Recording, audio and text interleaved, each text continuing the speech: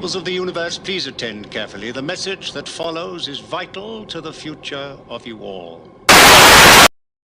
Now, you wouldn't think a man dressed completely in leather, in velvet, a man dressed completely in velvet, wouldn't have very good advice for you, right? You would have thought, that's the guy I'm not going to listen to. You would be mistaken. Because the message you're about to hear is vital to the future of us all. Yes, indeed. Good evening, Governor. Good morning. How is everybody today? I hope you're well in this fair and fine world of ours. You're catching me in a bit of a splendy mood today. I have to say, I'm experiencing a bit of a creative eruption, right? Which is really weird because it's coinciding with this like drudgery I'm having to do. Get my Indiegogo ready, right? To get out to the shipper, to get out to the printer. Like, it's just drudgery. Oh, it really is. It's a nightmare. So yeah, but I finished like another big chunk today, like a big chunk. Spent a ton of time on it. Here it is. I was looking for. Wow, this is from a long time ago. Fine. Here, let me just open this thing up. I was looking for. We'll get to that in a second. We're not going to open it with a PDF reader because that's a bit of a dog. We're going to open it with Preview. Wow, this is from a lot longer ago than I thought.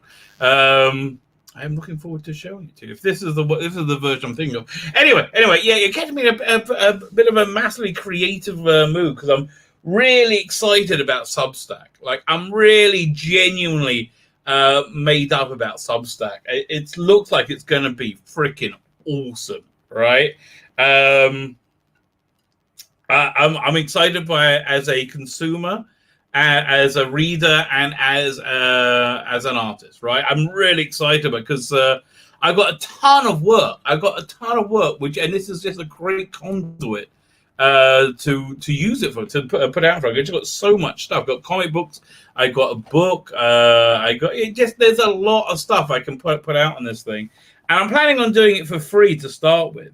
But I think that's going to be like my digital outlet for when I do my next book, Crown of the Empire. I think I'm going to put that out on.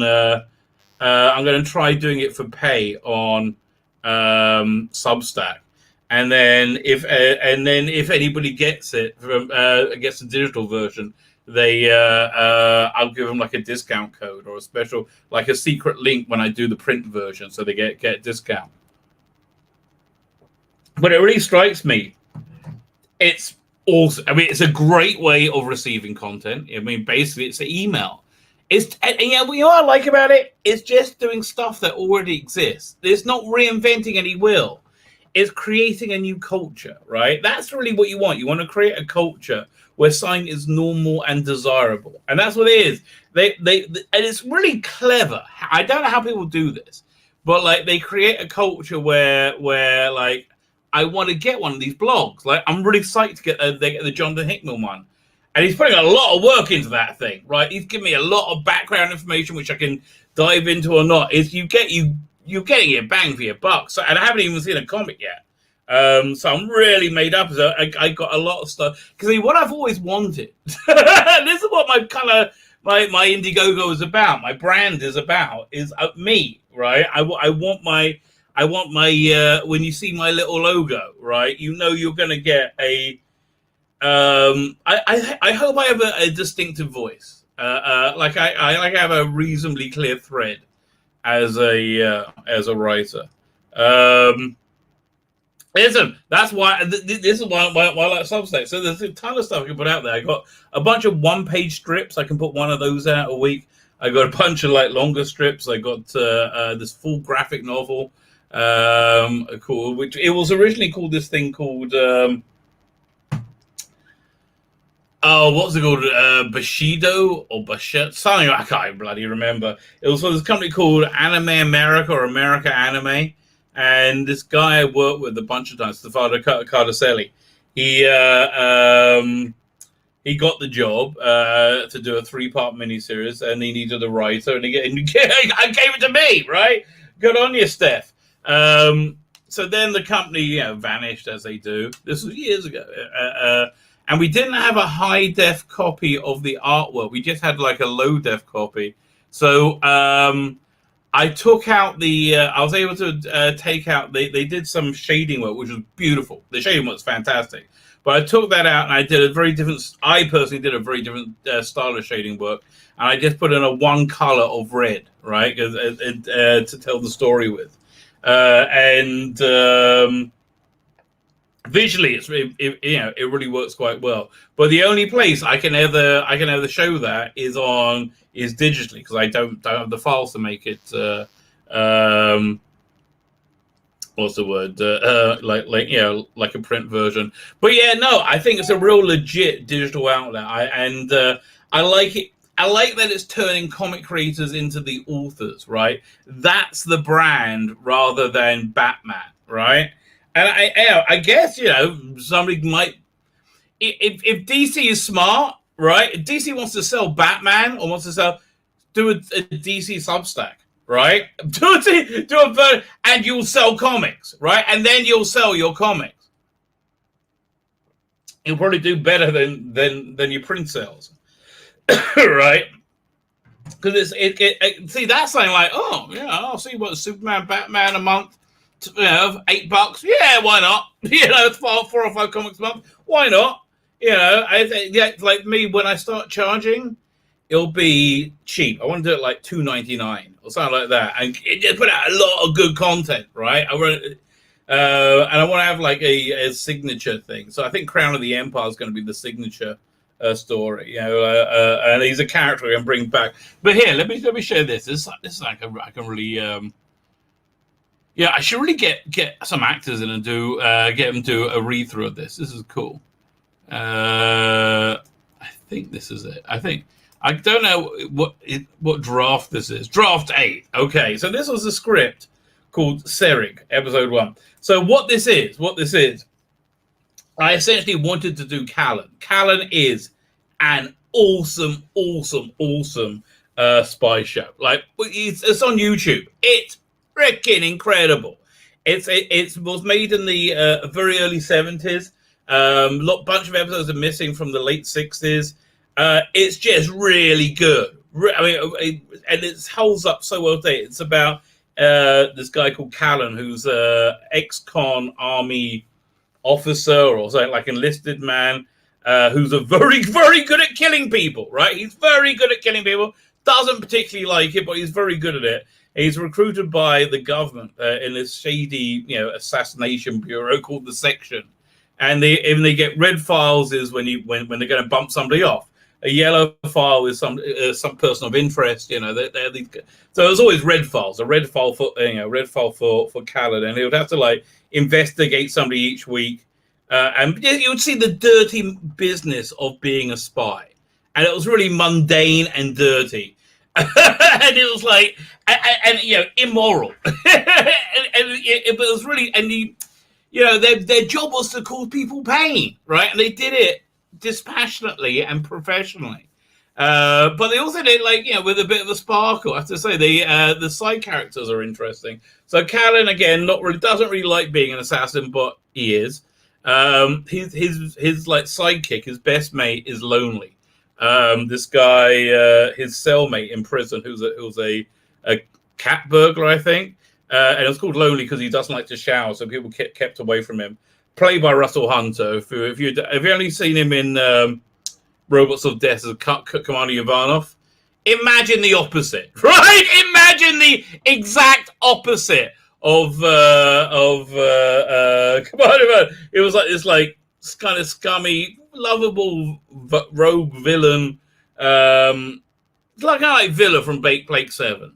But much more so in real life. Big Finish have done some Callan there, but both box sets are good, and both box sets are worth it. I would say. His boss is called Hunter, and Hunter changes every now and again. That's something you don't realize until suddenly the first one goes, and you're like, what? He's that's not his name. No, I'm Hunter now. Okay. He has one kind of sidekick in the early seasons, played by Anthony, not Anthony Daniels, Anthony, what's he called in the name? Anthony Valentine, that's it, Anthony Valentine. Who was like this posh thug killer who wasn't as good as Callan, right? So he gets moved along for a couple of seasons later for Patrick Mower as Cross, who's like a kind of, again, a cocky young thug, and not very good, not as good as Callan. And my storyline is him like breaking up and falling apart, which was good. But like, so it had a good like. So I wanted to do Callan, right? But you can't do Callan because you don't own Callan. You know. So what I said, well, what is I love about Callan, and I love the. I love the style of it. I love the feeling of. I love the mundaneness. I love the extraordinary of the spy business, right? So what I did was I basically made the same character, but I made it about, instead of the British Secret Service, it's a Mossad cell working in London, like covertly in London, above a falafel shop in Hendon. So it's all very low rent and lo-fi, but this is great. Here, let me see. Is this the one? I don't know how I did that. It just went blink. All these things lit up. How did that light up? I don't know where I did that. Search rank. No, I don't want to do that. Page order, maybe? How about this? I just click done. Oh, there you go. It went away again. Okay, I did that. Fine. So it starts. Man, now we're in the bloody middle. So you got this great pre-title sequence set in the Tomb of the Patriarchs, which is in a place called HaGeffen, and basically he set this guy in to be a suicide bomber, right? And he gets made by the Israeli military, the bomber, and he's like observing it. So like what is it, the editor I worked with maybe put this scene in. I think she was right to give him a bit of background to the suicide bomber. Okay, fine, whatever. I wasn't really that interested, but anyway. So yeah, the whole thing was told through text, and this was before Sherlock. I did this in 2014, I think. So I was being like, oh no, they were talking, right? Where was it? They had a bit of back and forth. Yeah. Here we go. It was all done by text. So. Incompetence recommend the arm, and it was like, no, they make him go through with it, and he's going to blow himself up. So at the end of the pre-title, he realizes it's going to all go south. He pulls his table aside. He's at a cafe, grabs something, puts a tooth guard in, and some earplugs in because there's going to be a blast, right? And he doesn't want to get injured, and it cuts to white. But yeah. So that's the sort of thing I can put up there. There's a lot of stuff. Anyway, let me get to the chat. And we got a lot of stuff to talk about. Man, do we have a lot of stuff to talk about. I don't know where we're going to go. I mean, firstly, there's Biden. What the hell? Yeah, I mean, it seems to me if there's a plan, it's a bloody well-hidden one. I was thinking this is all a conspiracy, and it's looking more and more like extreme incompetence born from extreme arrogance, right? He's like, thinks he's done nothing wrong, and he's irritated. He's like, well, how can it be any better? Blah! I don't know, maybe without leaving half your citizens behind enemy lines, like they can't get, like, how could it have been any worse, schmuck? I mean, like, this guy, what is up with him? And the media's like, dude, you know what it's like? I'll tell you exactly what it's like. Do you remember the Michael Jackson interview, right, with Julian Bashir? And Julian Bashir is like, Michael, do you think it's normal to sleep with an underage boy or two in your room? Michael Jackson's like, yes. And it's like no. And Julian Bashir is like, maybe I'm not saying this right, okay? That's what Biden's like. It's like, and the media's like, we can't cover for you on this one, mate. It's interesting though. Why this one? Why is it this one they can't cover on? And everything else, they're like, yeah, border crisis, don't give a shit. Yeah. Inflation, everything groovy, baby. Economy blowing up. Yeah, no, everything's great. COVID, no, everything is fantastic. Oh, I should have found that thing for you. Where was that? Oh my God, open this up. This is funny. It was a graph of COVID in Hawaii and Texas, right? And they've had, as you understand, very, very differing approaches to Corona, right? One has been lockdown, and the other one's been don't tread on me, baby. That's and then fascinatingly, they got exactly the same instances. Yeah, let me see if I can find that for you. One second, I'll go over here. Texas, Hawaii. Oh God, now I go work out how to spell Hawaii. Hawaii. Oh, bloody hell.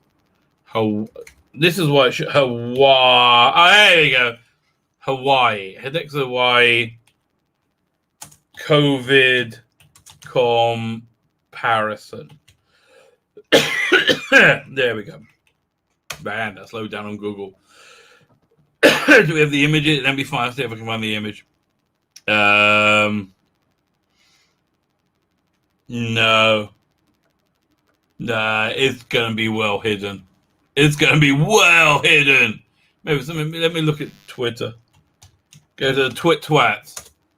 See, that's the thing. Like, why can't I just look up on Google? What? I mean, for God's sake. We know. Okay, we know. Oh, okay. That's wrong. I just opened up Twitter and it reminded me I'm on tomorrow with Father Miller. I hope he's in the chat. Thank you for reminding me. I'm glad you told me that. Okay, great. I'm glad we know. Was it? I can't go all the way from Jack Pozobiec. That'll take forever. Was it? We'll do Texas, Hawaii. Okay, Texas, Hawaii. Let's see what comes up. Look at photo. Oh, there you go. Blimey. Look at that. Okay, fine. Let me share. And again, listen. I'm not a COVID denier. Okay, I'm not saying no. I'm not. I'm just saying. Well, that's weird. Okay. Like I am a denier of electoral integrity. I do not believe the U.S. elections had electoral integrity, right? I will deny, right? And that's based on my personal, hunch, essentially. Nothing more than that. Ooh, they just released the cover of the Year of Martha. Will I be getting that? That's I do not know. What are we trying to do? We're looking for. Where is this thing? Oh, it must be this one. There you go. Yeah, make that big. Make it big, baby. There you go. Doink. So there you go. I guess that's the story. I finished it now. I'll leave that on. So the orange one is Hawaii and the blue one is Texas. Looks pretty similar, I have to say, right? I mean, looks pretty similar. And it's not like, this is from May to August. Looks pretty similar. I unless people are like jiggery pokering the figures, and who do you know to believe? I just don't believe the Hawaii side. I believe the Texas side. That's basically what we're down to. Whose facts are you believing? Remember when they said alternative facts, right? Whose facts are you believing? I ain't believing Biden, who thinks there's nothing wrong. Okay, I'm not believing his facts. Wow. Oh, you know what? That's a much better thing. That's a much better thing to have. Let's look at this first. While I look for the other thing, which is much more interesting. Where is how can we gauge how the White House is holding in its relations with people right now, right? How can we gauge the what's like between the president and vice president? Here's the president. Hey, I want ice cream. Ice cream. And she's like, fuck me. I got me on fucking camera. Motherfucker. You better pull this mask up lower, higher. Get me out of here. So look, as she doesn't want to be seen. Let's just zoom in on that while I open up this other thing, because Kabbalah. Oh, it's nothing. I have to say it. I'm not one. I'm saying, I'm enjoying that person's pain, but I am kind of enjoying that person's pain. I don't know what to tell you. That's kind of happening. I am enjoying her pain. I think she's a truly evil person. Although I think Biden is also a truly evil person, right? I really do. Yeah.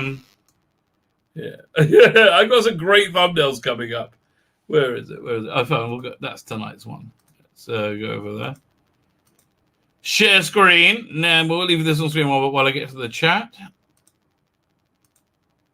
There you go. You're welcome. And I say you're welcome for that awesome thumbnail.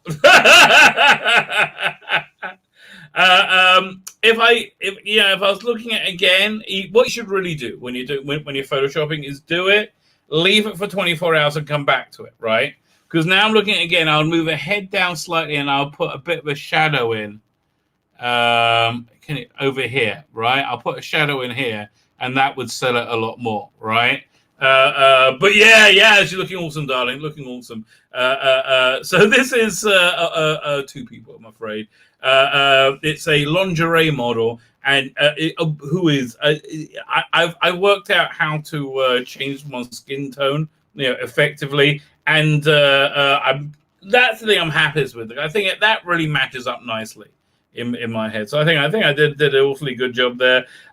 Listen, you're never gonna see Yaz like this because the male case and all, but like she's assuming no one's gonna see because she's just trying to do a bit of fucking scissoring in the TARDIS. Ecky Thump trying to stop the plummeting ratings is our biggest adventure yet, because that's what they keep calling it, their biggest adventure yet. Oh, fuck off, Chibs. It's awful. We all know it's all gonna be awful. Okay, I mean, God, I haven't even read his column yet in Doctor Who magazine. I'm just going to do that on camera tomorrow. For a video, I'm like, yeah, I'll get a video out of that. His big interview, his big thing, why I left, 2 bloody pages, and I'm going to bet you it's 2 pages of boredom, right? I bet you it is. So we got that. First, we'll go over the synopsis of the crushingly unpopular nonsense that will be season 13 revealed. Elite finger pointing. Oh, I like both of those. Yeah, the White House and Disney. They're like, oh man, they know it's over. They know MCU is over. I mean, they're hoping it's going to bounce back with Doctor Strange, but they know the Eternals is over. They know that Shang-Chi, I can't remember, we're experimenting with a 45-day window. 45 days too long, mate. Should be 45 minutes. Yeah. No one's going to see it. Nobody gives a shit, right? Nobody gives a shit. So yeah, and they're all like, and though Kevin Feige and pointing fingers at the other. Oh man, it's wonderful. Love it. Love it when they turn on each other. Speaking of turning on each other, Kamala Harris and Joe Biden, oh man, at each other's throats. That's a fun story we're going to get to. Tuvok hates God. Now, I would have put Tuvok hates God, but I have a problem with writing God with an O instead of a dash. It's a religious thing. That when you write the name of God, you don't write it fully. Otherwise, the thing you've written on becomes holy. It's like a weeping angel, right? That which has the image of an angel itself becomes an angel. Fucking brilliant idea, that. Okay, I have to tell you, that weeping angel two-parter. Freaking awesome! I think that is Moffat at his absolute best. I mean, that's Moffat and Matt Smith, and yeah, that's it. That is their Doctor Who at its best. Freaking loved it. I absolutely loved it. Right? But I love Matt Smith. What do you want me to say? I do love Matt. Although I got I got to finish watching the Doctor's Table to finish the Paradise Towers disc, and then I could do a review of that tomorrow. And then, oh God, I've got to start Delta Batman. God help me. I just want to get to Dragonfire, which I quite like, because I remember it not being quite as awful. But God help me, the Blu-ray's great though. I have to tell you, I love the Blu-ray, and I'm trying my best to like these shows better.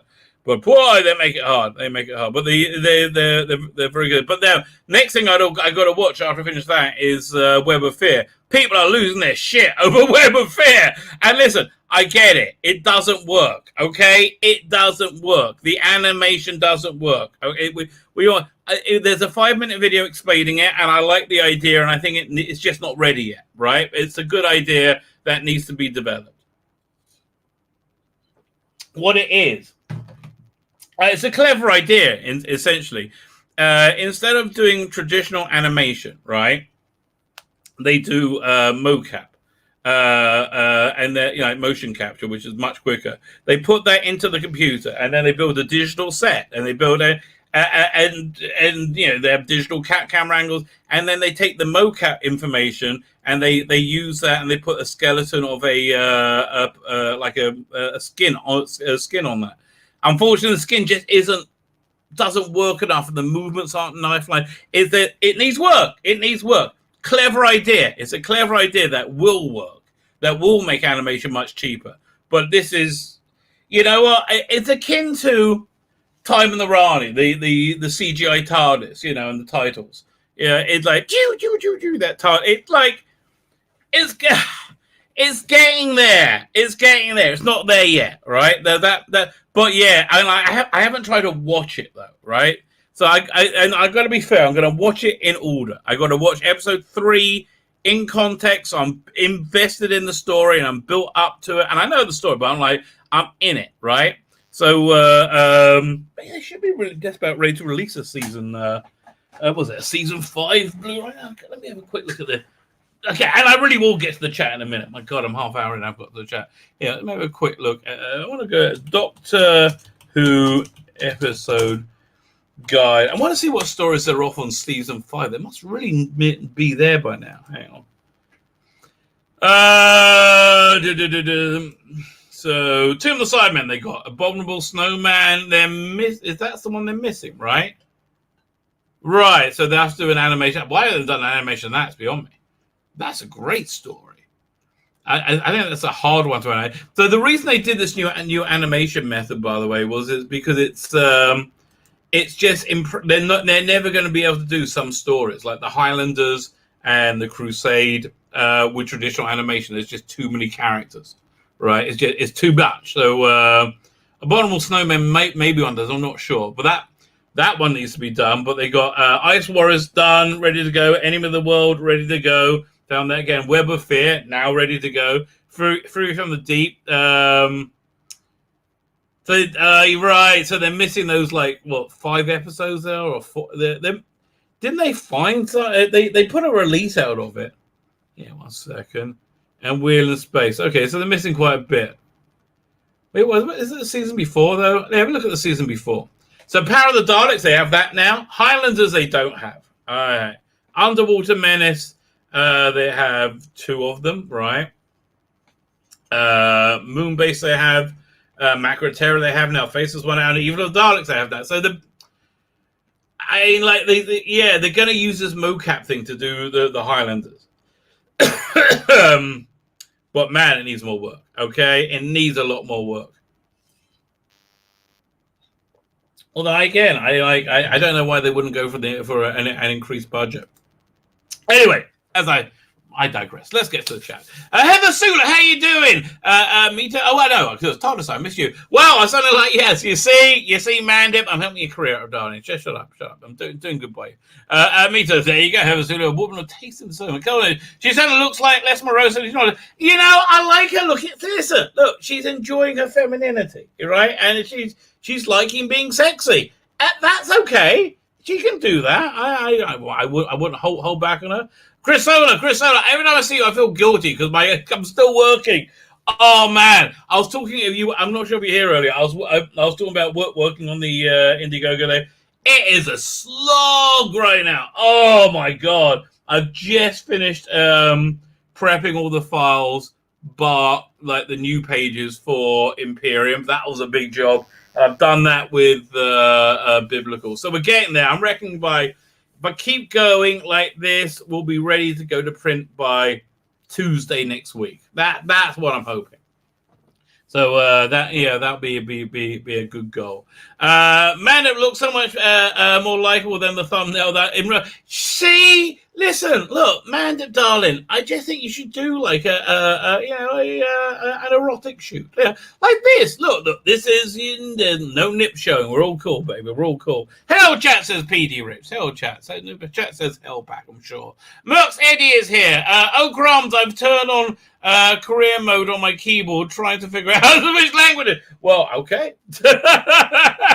I think you're ready for our Korean overlords coming and taking over. Is here. Last thumbnail was good. This one was even better. Well, I do my best, so I aim to. Well, listen here. You want to see something? Bushido, where the samurai? Yeah, what's called Where the Warrior? Here, let me tell you, go to a few thumbnails. What we have coming up. So we have. I think this is going to be tomorrow.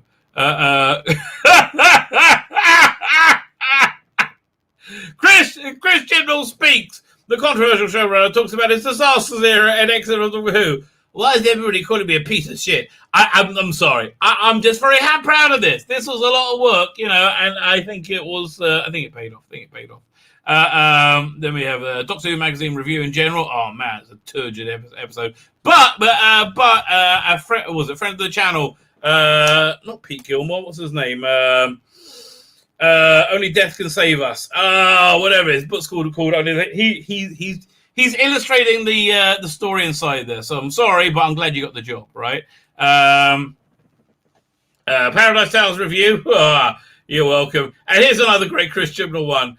Radio Times Ponders. Now I'm gonna have to change this to Bleeding Court and the Radio Times Ponders. Who can step into Chris Chibnall's shoes and continue his legacy? And not an easy act to follow, I just love that he's sitting on a tub of lard, right? Oh man! So, yes. It just looks right to me. I have to say, it just looks. It's what I should be doing with my time. 2000D review, that'll be tomorrow. Oh, and then we also got Saturday show. Join me on my Saturday show. Fantastic! Isn't that a fantastic thumbnail? The wonderful Angie Griffin steps back into the fray to be Black Widow. Very good. Only confiscated can save us, says Red Guard. So yeah, Pete Gilmore. He's going to be with us. He's talking about his new book, Jack the Ripper Vampire Hunter. Really freaking good. And Willie Hazel with his book Alyssa Dark. Now that I never back people's Indiegogos, but I would totally follow subscribe to their Substacks, right? I would 100% do that. It'll be great. I mean, I just love the idea of just being able to go, I'll get my iPad, I'll just read comics. It's great, right? And for me, it really works. So I'm going to tell them that when they come on, and we might get Daphne Lang on as well. It depends. I didn't know. I wasn't sure if she was coming or not, so I hedged my bets with two versions. Okay. Who's a great guest, by the way. She's an interesting person. But yeah, so join me Saturday when I'm doing that. 7 p.m. UK time. Let's go back to there we go. A bit of Mandem action, baby. Winter Key Spacebar. Good. Well, congratulations. Welcome back to the land of the English speaking. Heather said, "Hi, Rabbi. Hey, Jack. Hello, Heather Sula. How are you? I'm doing good. I had a root canal today. Oh, that sucks. I'm sorry. It wasn't a hellish experience I expected. Well, it all depends who does it, right? It's a long time, though. It's just a lot of like, and then your jaw is like numb for a long time. I'm not a fan of that at all. Now unless they're afraid to go to dentist. I was never afraid to go to dentist. Like by the way, our dentist, freaking awesome. They got my daughter works there. They have a big screen TV on the ceiling, right? So you only get that in like dirty hotels and a dentist's office, and they wireless headphones. They'll give you whatever you want to watch. I normally listen to Big Finish. I'm like, I'm just going to listen to Big Finish. Oh, man, did it just jump? Must have done. There you go. Where was I? Secret Charlie Texas there. Chibnall Masterplan. I bet it's a convoluted mess. I even gave it take it even from Who Can I? I'm sure it will be. There's a simple way to regenerate the show. Too bad. and the BBC are blind to it. So the BBC know there's a problem, right? And that's something else we saw there. The BBC know there's a problem because, he put out an article today saying he's not picking the next showrunner. He has no idea who it's going to be. First time this has happened, right? First time that they haven't announced the new showrunner when they announce somebody standing down. I think there's a reason for that because they don't know. From I was listening to Noel's chat channel earlier, TARDIS Own, you should subscribe to that. And he was saying that J. Michael Straczynski has tweeted out that he got in touch with the BBC to throw his hat into the ring. Good, great for him. And they're in their selection process right now. And if that doesn't pan out, which it might not, because their selection process isn't too wide. It's what, Sally Wainwright? Who else are they going? Are they going to? I don't think they can get something like Pete Mateague or something like that. Toby Whithouse. Not many people. Toby Whithouse would be great. Okay, Toby Whithouse should have been it instead of it. But it depends. Are they going to say, yeah, you need to keep all the woke crap? He might go, nah. This might be very hard to feel like Sally Wainwright. I think they'll be lucky, right? I think with a lot of people they'll be like, who would have been good? Idiots. Who would have been great? Noel Clarke. Noel Clarke could have directed the stars in it, right? Could have been the showrunner and star. And what an interesting Doctor Who that would have been, right? But they're schmucks, and it's not going to happen, is it? Also, lovely people in the chat. Nobody knows right now because nobody bloody knows because they don't know what to do because they don't know what to do. And they say Trump was bad. Okay, that means that's a great segue. Who said that? Just jumped again. Where are we up to?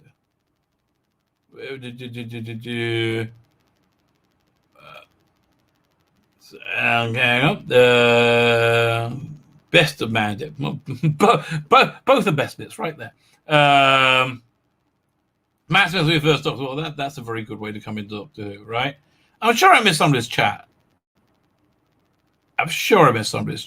But here, okay, let's start over here. Where is it? Let me get to my notes. Amazingly, I prepare. This is me preparing. It's incredible. Where are we going to do? Let's start with the Trump. Let's start with the Trumpster. You know what? I haven't heard a bit of Trump for a long time. I miss a bit of Trump. Do you miss a bit of Trump? We all miss a bit of Trump, right? Give me a bit of Trump. Even if you didn't like him, come on.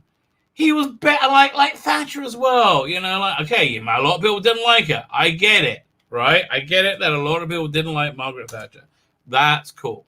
But she was entertaining.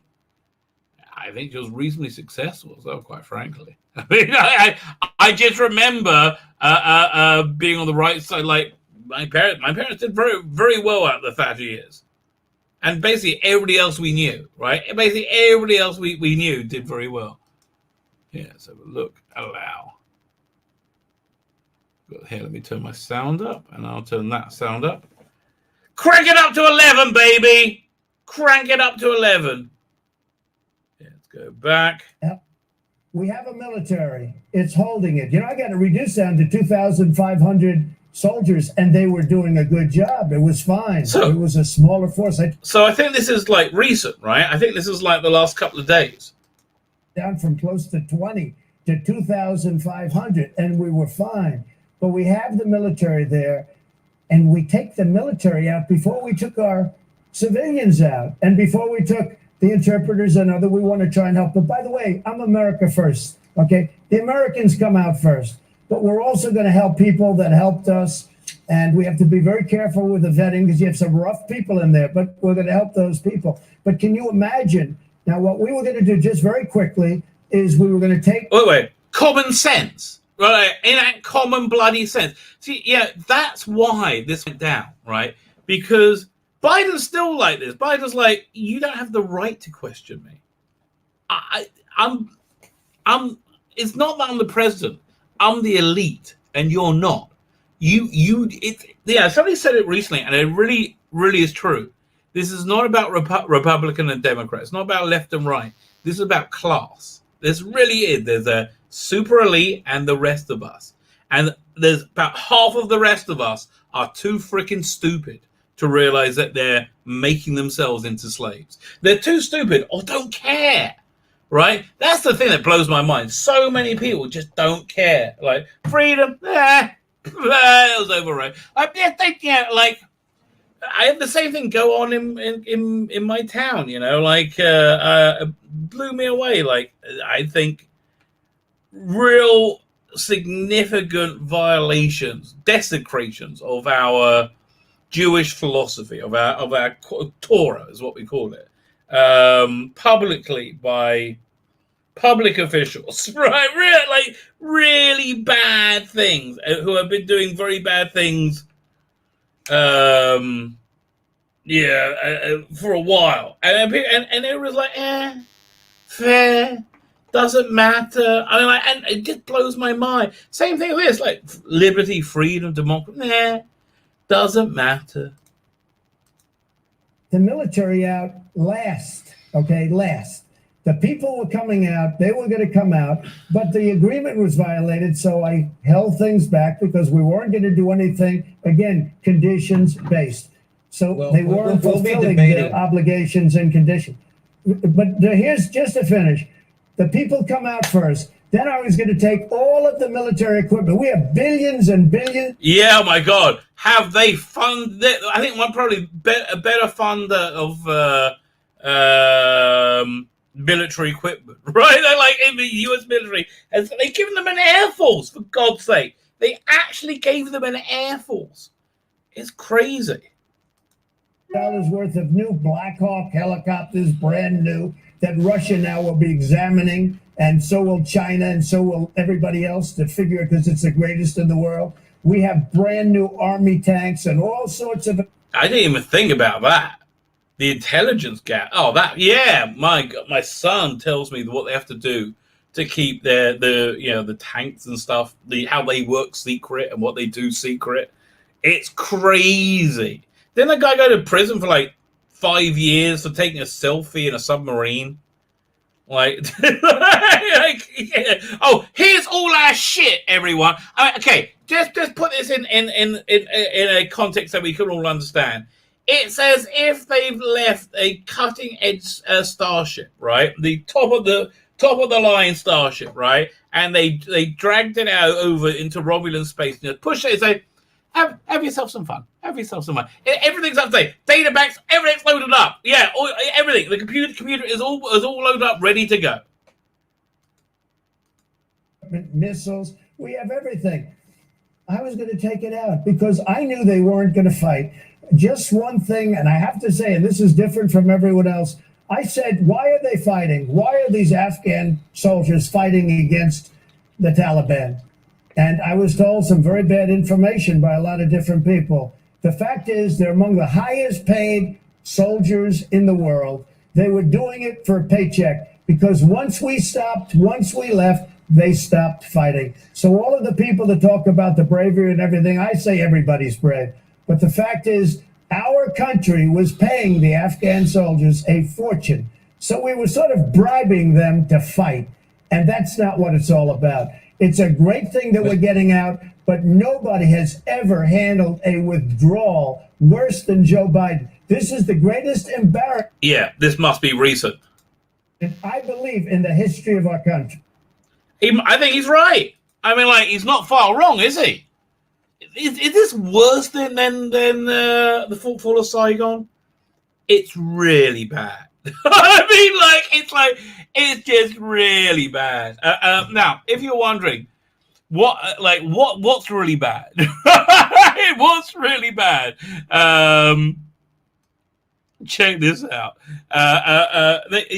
To get yourself evacuated, they say just come to the airport, right? Just come to the airport. We will evacuate you. No bother. Okay, that's gonna happen. This is what it's like at the airport. And again, I'm not making this up. Now, I have to tell you, going to the airport sucks. Okay, going to the airport is one of the worst experiences. I hate going to the airport. Yeah, it's always a stress fest. You always like you're carrying crap and you're worried if you miss. Oh God, I hate going to the airport. This is a lot worse.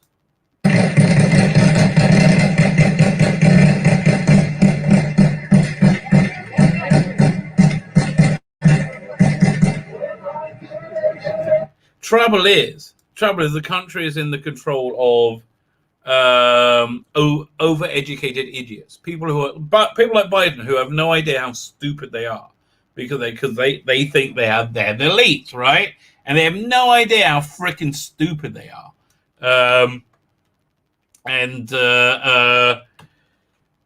Yeah, so they think, well, the Taliban's just going to do what they say, right? The Taliban's just going to do what they say.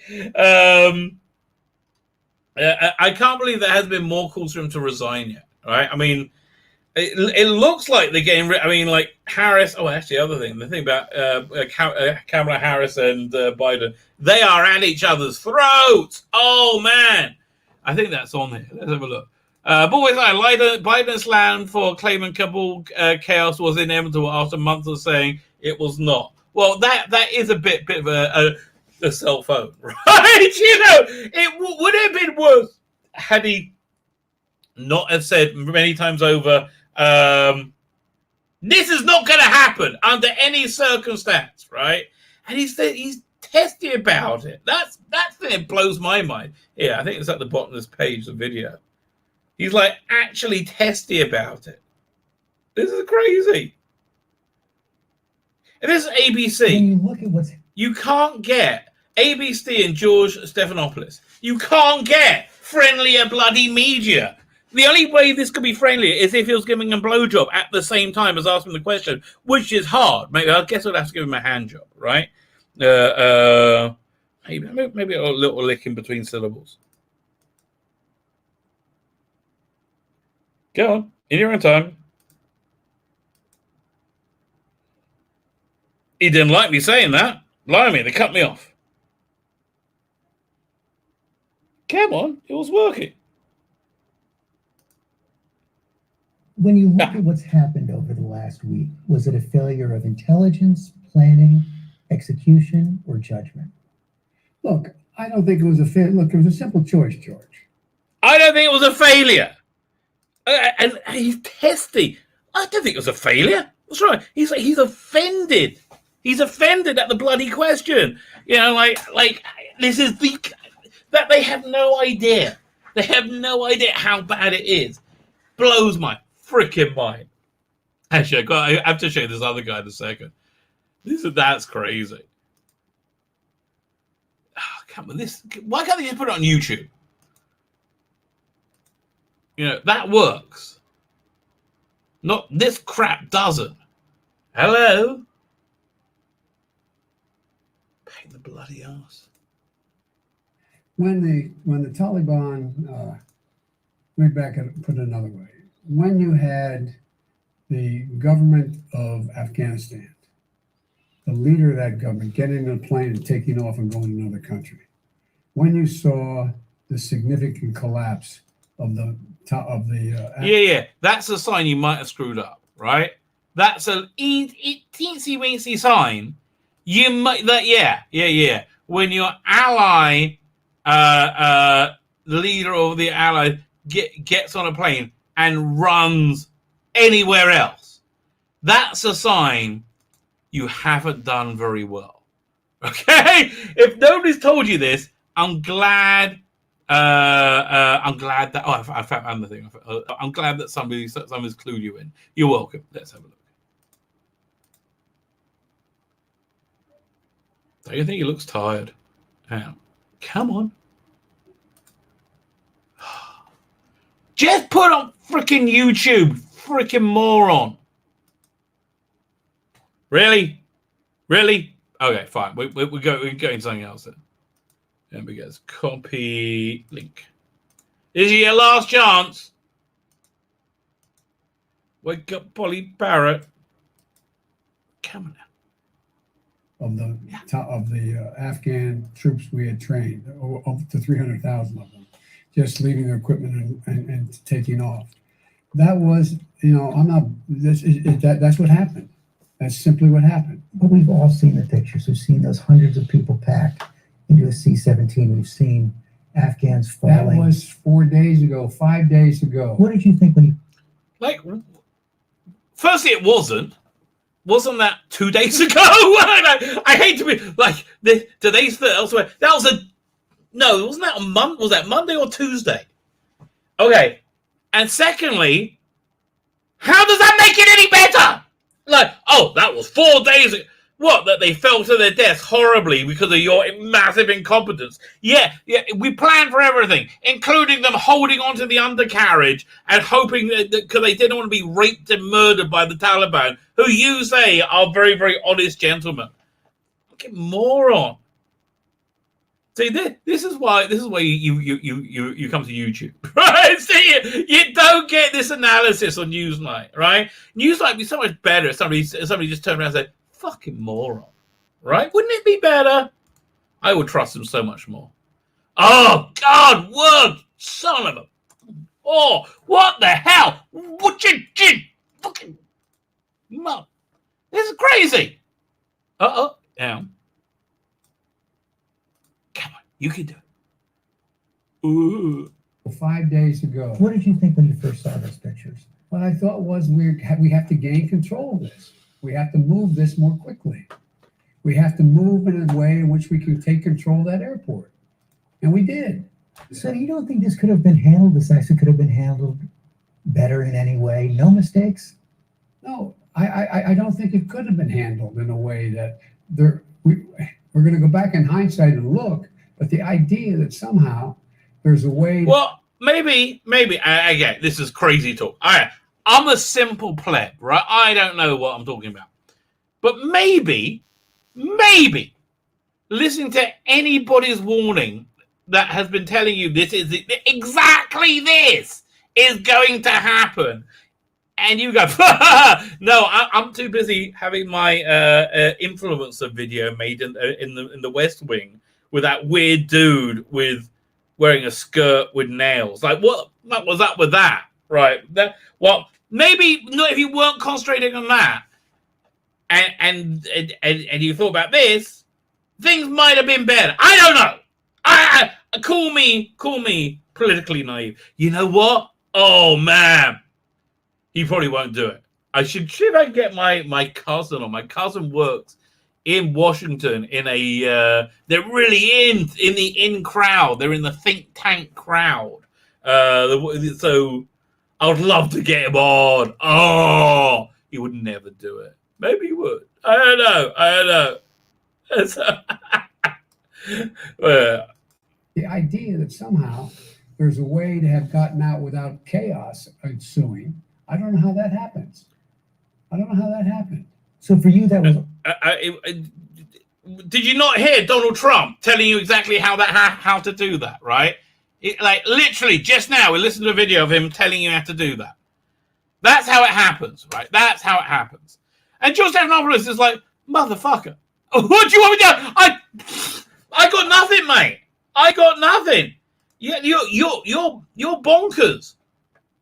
When Johnny's okay, a new professional website, I offered to build him one with Elementor. Well, that's nice of you. Skip ads. Army, we're looking at a catastrophe right now, monumental. Yeah. So Ami Horowitz, great channel, funny guy, and she's frozen as frozen can be. There you go. The execution of this withdrawal out of Afghanistan. This is a real craptacular, to be totally honest with you. And the answer is no. They have no idea. In fact, if you listen to Joe Biden today when he spoke with George Stephanopoulos on ABC News, when he was asked, well, what went wrong? He said, I don't think anything went wrong. I think there was nothing we could have done different. Nobody could have done anything different. They are so delusional. I don't know what they're living on. I just wonder if the sky is also blue in that universe. Because they truly think that, look, sure, we plan for this contingency. For people to be killed in the streets. You plan for total chaos. Yeah, this is this is one of the most epic failures of foreign policy I've seen in my lifetime, and the fact that they are doubling down on placing the blame other than themselves is pathetic. I don't know what to say. Absolutely. You mentioned that. Yeah, they are being eaten alive. Like, is there anything else? I mean, like, there's a bunch of stuff to, but I don't want to go on this all night. Oh,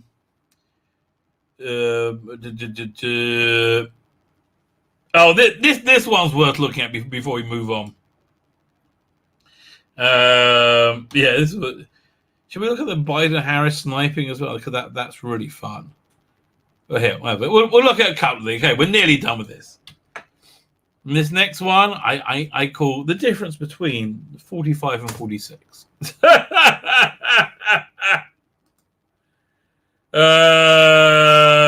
coming. Talk amongst yourselves.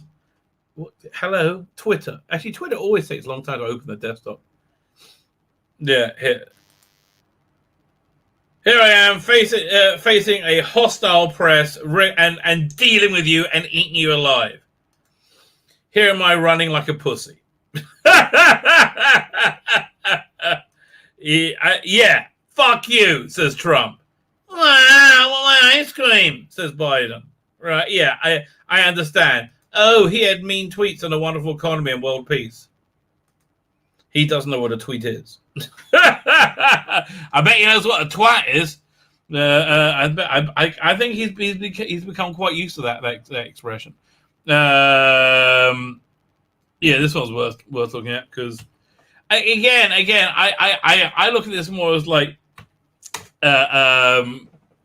divine retribution, right? Like divine retribution. In that, I'm very excited because I think the satanic power within the world is dying, and it's been in its death throes for a while, and that's why it's got much more powerful recently. But I think it lacks the power to protect evil people, and it's incredible. What you saw Trump, and for me anyway, I saw Trump having a lot of like divine protection, right? And I saw that taken away, right? And it blew my mind. And I couldn't work out why. So now seeing the same thing happen, not 7 months later, but here. So this guy, this arsehole. However, last time we saw him, he was trying to wonder, what is this white rage? What is the white rage that caused the worst insurrection ever other than the burning down of cities for all of summer, the worst insurrection of all time. What is this white rage? And we must know it. We must have, clearly a secret police force to root out, the wrong type of people. That's what he was saying a week ago. Like, what is this white rage? Now let's see what he's saying about this, Captain Arsehole. However, the time frame of a rapid collapse that was widely estimated and ranged from weeks to months and even years following our departure. There was nothing that I or anyone else saw that indicated a collapse of this army and this government in 11 days. You're a lying cunt. How do I know you're a lying cunt? Because the wonderful Phantom Menace. The wonderful Phantom Menace has in it Data Racer. Data Racer knows his shit. U.S. put this on June 2021. Okay, not that long ago. U.S. put Afghan half-done, but questions remain. Lawmakers expressed concerns that vehicles and equipment left behind for partners could end up in the hands of enemies instead. Oh, really? Military Times knew about it then? That's interesting. Because you're a general. Didn't you read Military Times? I bet you read LA Times then. U.S. left airfield near Kabul, telling new commander without telling new commander Afghan military says. Vehicles are parked at the Bagram airfield after the American military left the base. They just went, oh, yeah, we're going to go. Fuck off. Let's go. Everyone's going. We're going now. Bye. Like, what? It's like, Oh yeah. By the way, don't give this all to the Taliban. Hey, and David Enke, how you doing? I think I said hello to you, but I'll say hello again. Taliban may grab U.S. military equipment as American troops leave Afghanistan. May 20th, 2020. Lawmakers arresting themselves vehicles and isn't this the one? No, this is same headline, but this is from a month earlier. March 1st. Oh, man, it's going back. U.S. wasted billions of cars, buildings in Afghanistan. Injection of billions of dollars. Look, Trump was right. For God's sake. The reason they were fighting is because they were being paid by America. So, yeah, these guys are lying cunt. I think it's fair to say. Right? I think it's a fair assessment of it. Fine. Are we done with this? Can we move on to, Doctor Who?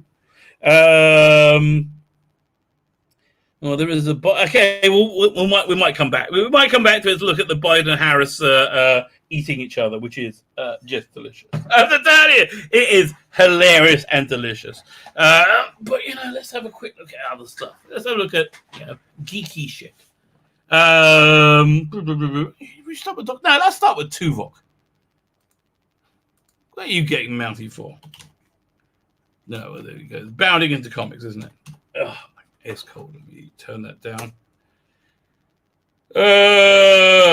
Man. Okay, 1 second. What's that? Captain America, right? Ed Brubaker, and more say DC and Marvel still not paying creators royalty for movies based on their work. Okay, fine. JDO announces new graphic novel adaptation as Winter remains missing. Oh, that's good for me because I'd much rather read a graphic novel than the novel. 1 second. Let's have a look. When's it coming out? A brand new graphic novel adaptation. Okay, more specifically, Winter remain and more specifically Winter. Let's say. Game of Thrones creator George R.R. Martin recently announced a brand new graphic novel adaptation as the saga of Ice and Fire, and more specifically, Winter remains missing. Okay. Martin made announcement not via a blog website where he revealed that 10 Seas Press and Random House will publish a graphic novel entitled Voyaging, which will adapt it. Who gives a shit? Go on, fine. Yeah, okay, you're not getting Suicide Zone crashes in the second half. I feel bad. Man, I feel bad. It was a good movie. It's just over. It's like getting the cinema's over. Tuvok, let's look at you. Mouthy cunt. What's going on? Star Trek actor Tim Russ claims Americans who believe in religion are just as fanatical as the Taliban. Well, they could be, but because they believe in religion, let's see what he has to. Let's hear what he has to say. He might be right. Weighing on the recent disastrous withdrawal of American forces in Afghanistan, actor Tim Russ, perhaps best known playing Lieutenant Commander Tuvok, only known for playing Lieutenant Commander Tuvok on Star Trek Voyager, has equated faith of Americans who believe in religion to the violent religious fanaticism of the Taliban. Yeah, I don't see anybody like. Do you know what's going on in Afghanistan right now? I mean, women aren't going into work. They're all scared. They're all scared of being raped and murdered. I mean, like, for good bloody reason. You know, there's a lot of them going to be raped. Sorry, I just saw a new guy come in the chat. I love your avatar and your screen name. Norman Stanley Fletcher, actors always have the best takes. You're so right. That's a great avatar and a fantastic screen name. I have to tell you. I did like it. Actually, I quite like the... that 5 years ago, they did pilots for a reboot of Porridge, which I thought was quite good. I like the guy in it, and they also did a new version of Are You Being Served, carrying on right from their last season. I quite liked it. To tell you, that's just me for you. Fine, let's see what he actually said. Taking to his personal Twitter account on August 16th, just a few days after Taliban took control of the Afghan capital Kabul near, not a few days, I think it was probably the day, near the immediate establishment of U.S. forces. Russ asserted the Taliban are fanatical about their beliefs and culture, as the millions of people right here in the U.S. who believe religion, conspiracy theories, and alternate reality. Wait a minute. So, all right. So you're saying, Mr. Russ, that you make no leap of faith in your head. You make no leap of faith. Right. How did evolution happen? It's a simple bit like why is there no fossil record to back it up? Why are we stuck believing in truncated evolution? And what truncated evolution is essentially the X-Men. In the absence of the fossil record, that's essentially what they came up with, the X-Men. And it's amazing when you think about it. Nobody talks about it, right? The theory of evolution never bloody proved. Now, I believe there was evolution. But I think the fossil record saying truncated evolution, I think it probably was the case. What happens is Russ is deriding a hypothetical individual who believes in just one of those tenets. It's also seems like lashing out against anything that supports supposed President Donald Trump. Yeah, because he's crazy. But also position themselves as pro-life in regards to debate surrounding abortion. No, they don't like debate. They're not fans of debate, right? They don't let no. That if you debate it, you're the bad person.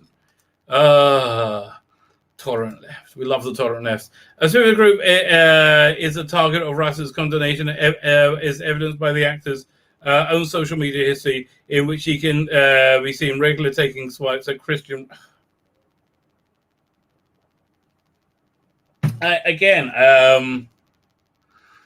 Honestly, I think that TV show, The Righteous Gemstones, is probably a relatively accurate portrayal of the worst of religious America, right?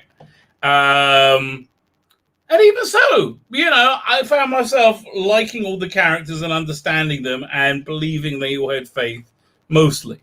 Not the Walter Scroggins character, but believing they had. But the main character, the one played by, it's a great show by the way, if you haven't seen it. Who was it? Guy Rodek. Oh, man, what's that show called again?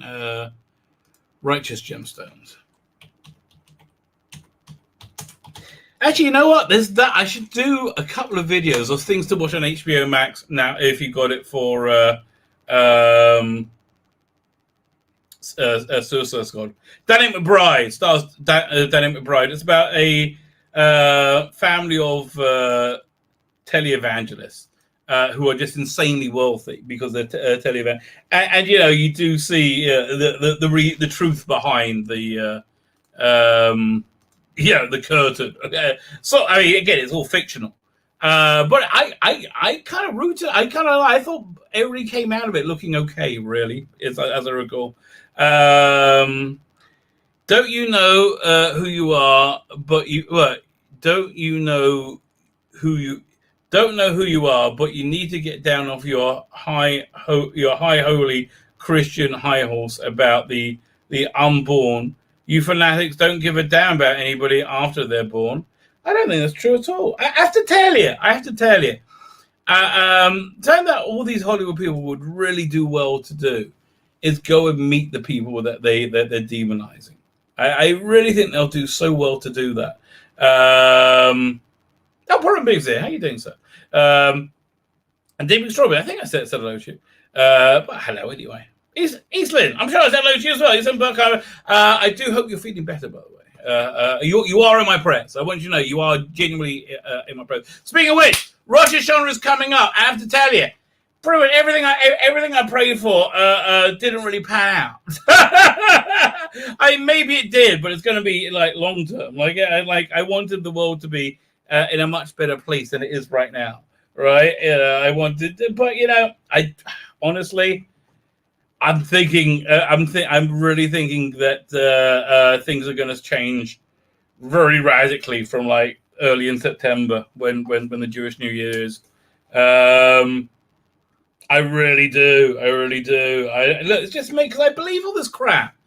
And it turns out I'm like, there aren't that many people who believe it like I do, but I really do. I mean, like, and it surprises me that.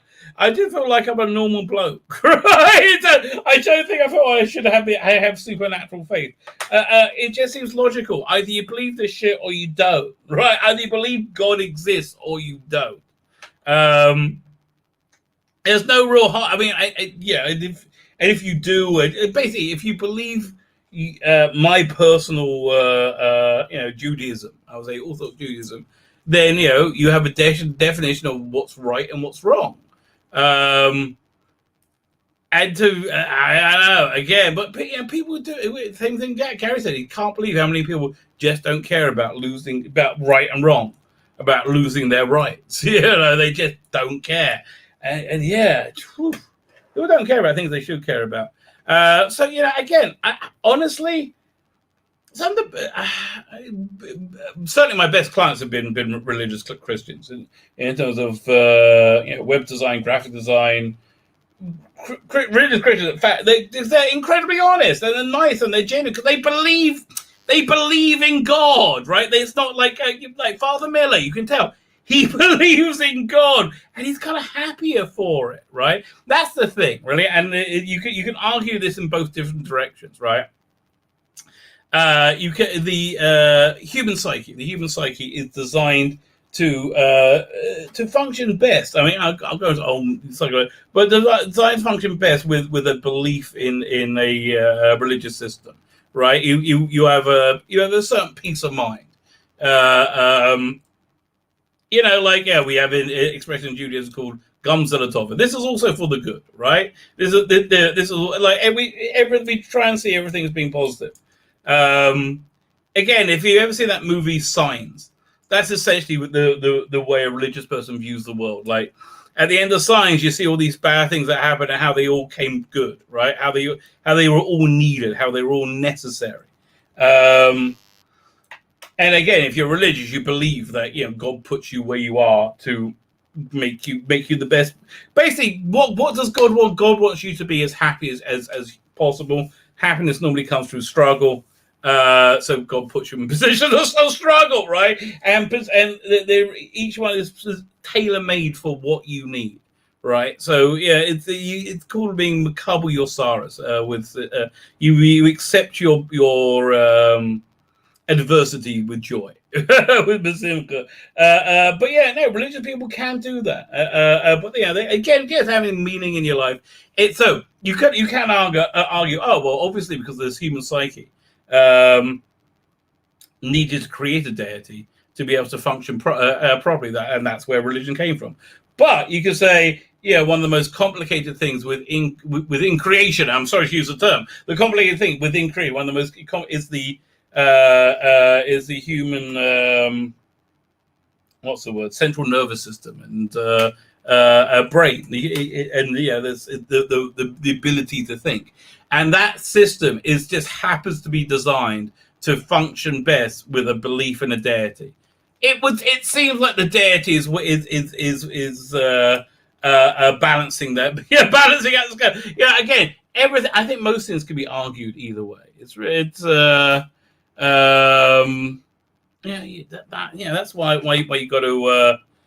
You got to decide what you believe is true and just stick with it. Whether it comes out something you want or you don't want.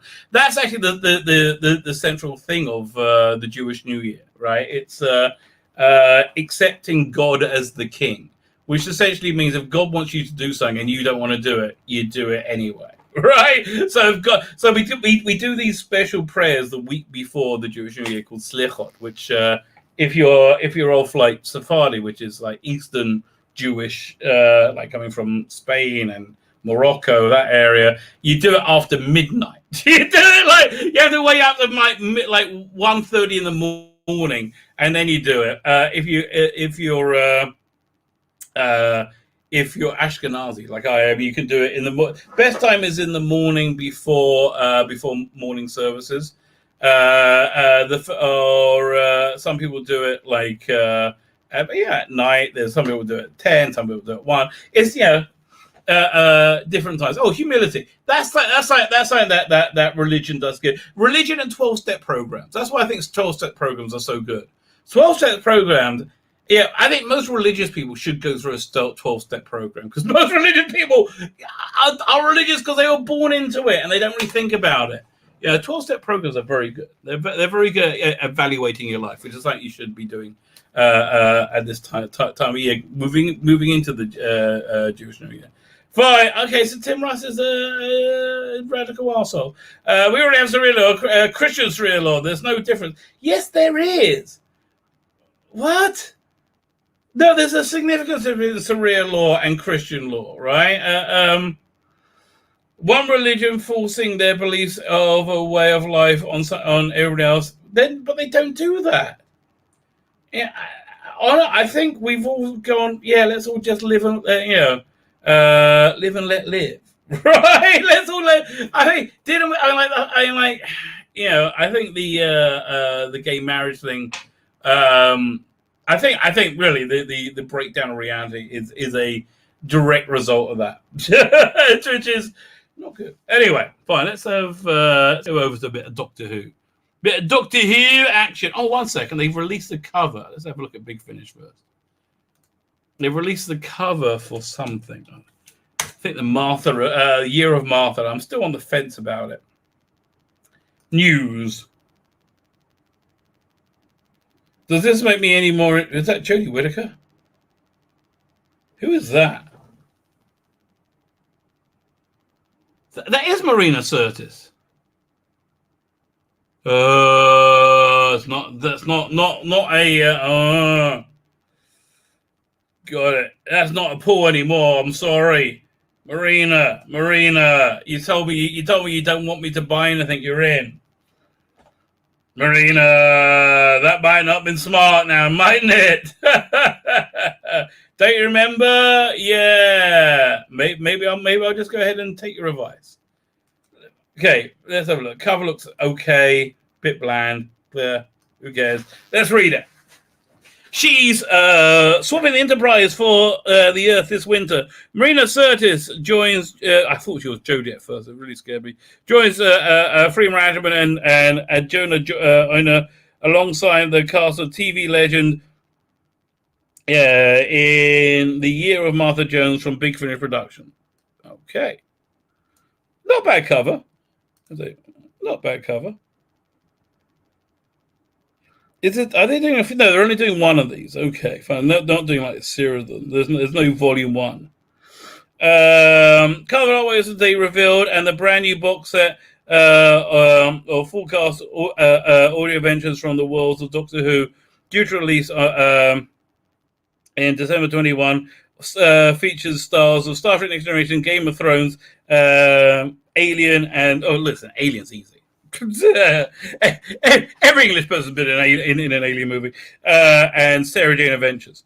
The Year of Martha Jones finds the 10th Doctor's companion returning for 3 stories of her own, exploring the year she spent traveling the Earth, warning humanity about the Master and spreading hope with the tales of a friend, the Doctor. You know, people really hated that story. The whole the denouement of that story. For me, again, this is why I think Russell T Davies is really clued into a very primal truth, basically because of that story. Because the way he described it was, I think essentially how Kabbalistic thought thinks prayer works. So that's quite reasonably impressive. But the best known of Councillor Troy Marina says makes a Big Finish debut as Martha's friend Karen in the opening episode, The Last Dino. Becoming part of the world of Doctor Who, Marina Sirtis said, "Okay, this is not a reason not to get it. It depends who the writers are. That's basically that's what it depends who the writers are. Or if I finish this article and I haven't said anything that pissed me off as well, You're on thin ice with Marina Sirtis. We're not talking hot spandex wearing 1988 Marina Sirtis. We're talking 2021 Marina Sirtis. Don't buy anything over that I'm in. Okay, darling. Fine. The box set. Where are we? When people ask me, when people ask me who my first doctor was, it was the first Doctor. As an actor, I'm all about performances, and Doctor's always employed fine actors. It's a very unique and special show. Okay, so she's saying that Big Finish is good because they gave her a job. It's a little bit egotistical, darling. A little bit egotistical, but that's okay. Keep going. And this box set tells a story in the modern and why they last. They are handed down from generation to generation. They are what give our imaginations flight. Okay, that's fair.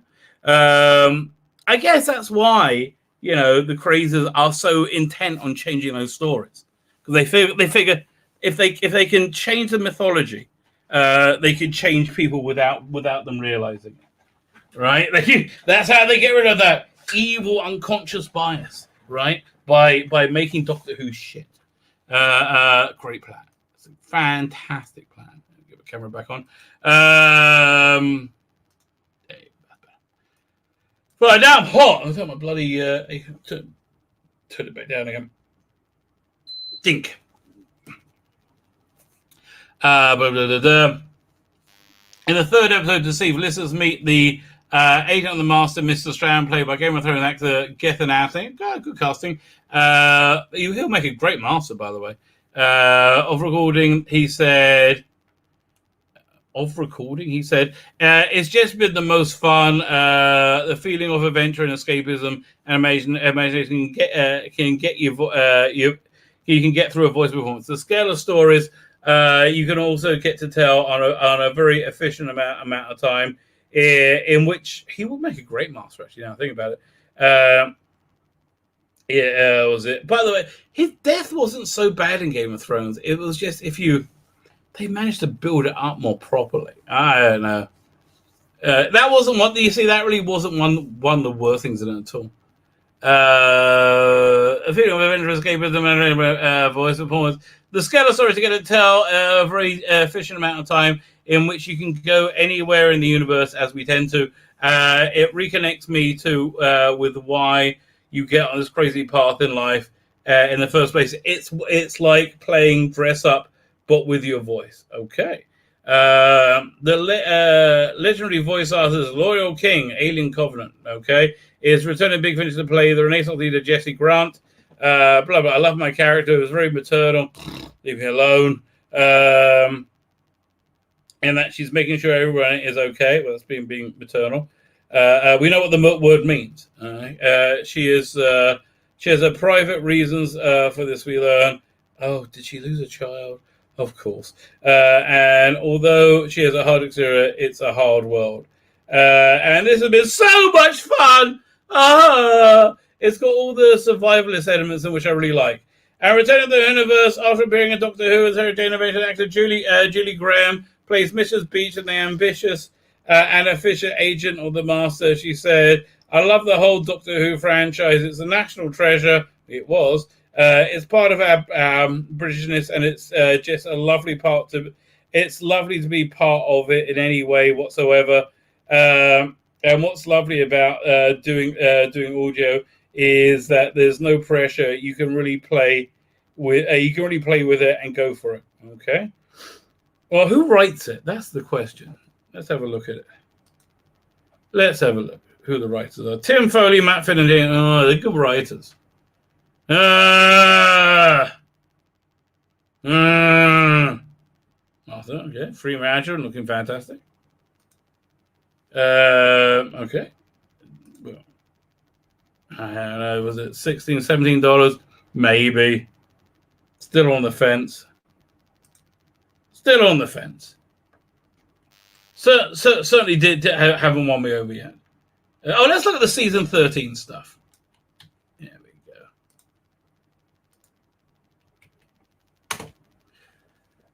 go. Doink.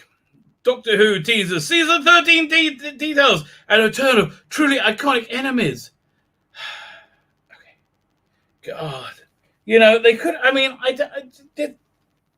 Who is running their marketing? It's atrocious.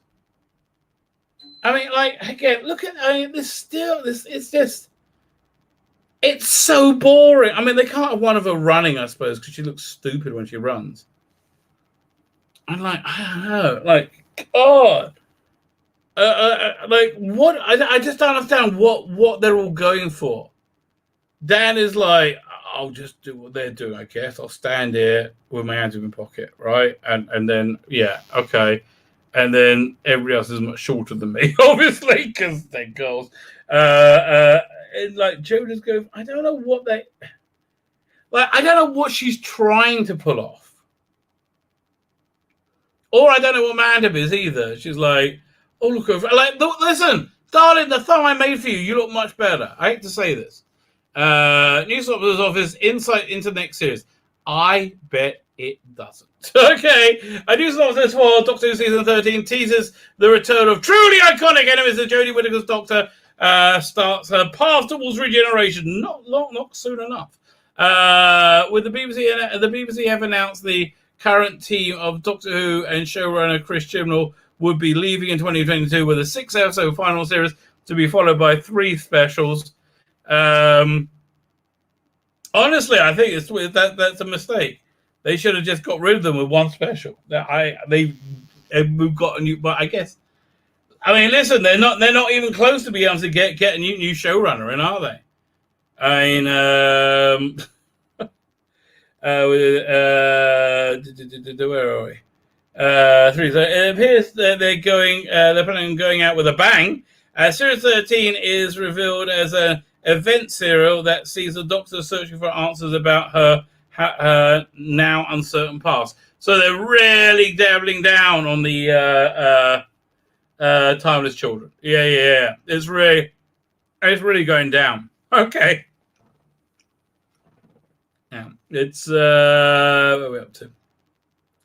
Longtime companion Miaz returns for one last ride, one last journey across the universe with the 13th Doctor and new character Vinda replacing John Barrowman, obviously.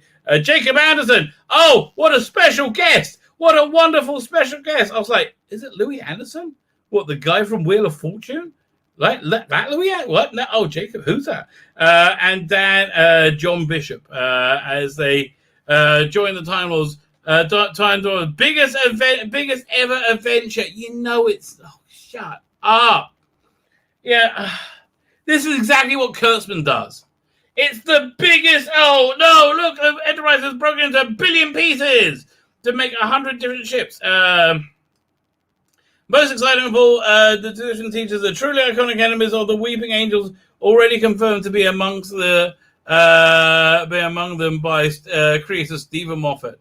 The synopsis for AMC reads, she's back. I mean, they bumped her off of HBO Max. She's on the AMC channel now. Bloody hell. The 13th Doctor is setting for a 13th series in what is set to be a 6-part event series.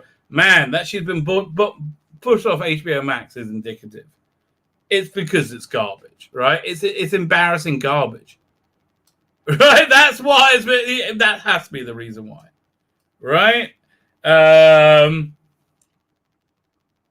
are I? Doctor returning for the 13th series, a 6-part epic event serial.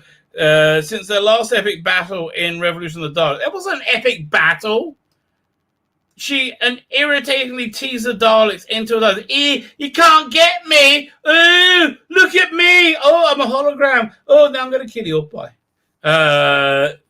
She's back. The 13th Doctor returning. I got said that already.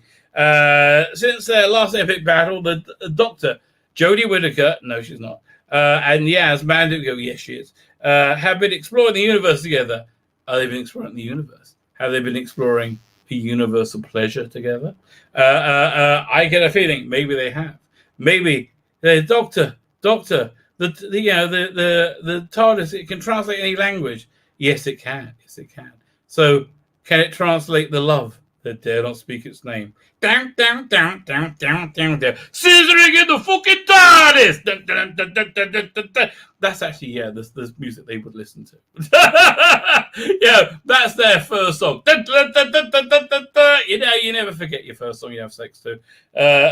Mine was very special. My one will remain close to me forever. It's a little bit different from most people. I'll hum it to you. See if you can work out what it is. Yes. No, bozo, don't touch me there. The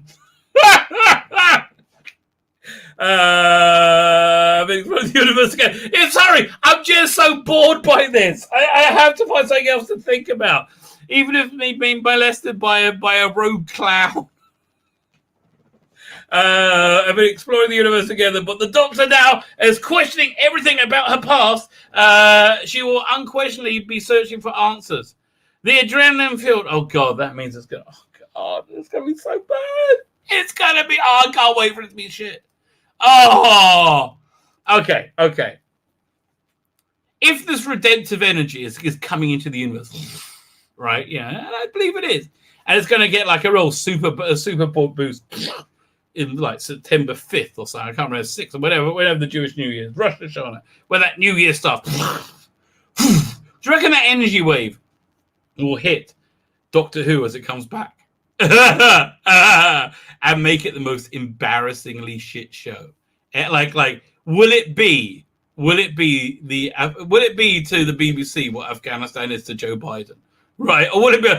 Although again, he doesn't think anything's wrong with it. Well, what could you done that would have come out any better? I don't know. Maybe not have people fall off bloody planes as they're trying to get away from murderous psychopaths,